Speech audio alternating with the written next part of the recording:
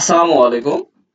Now I calculate the profit pivot table show. So first of all, here the information name, gender, department, session, CGPA. So first of all, I can select all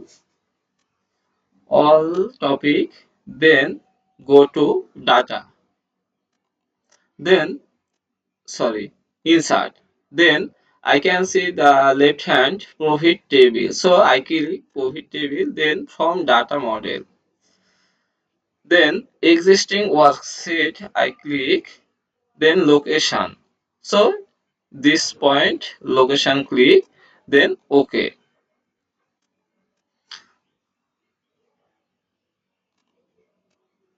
So this display show the result profit table.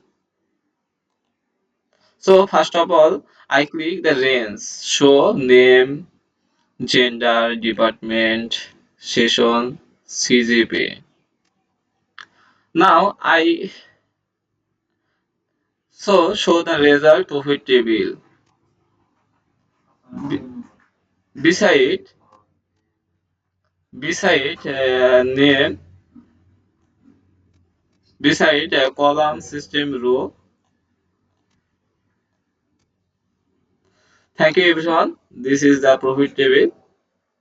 So thank you.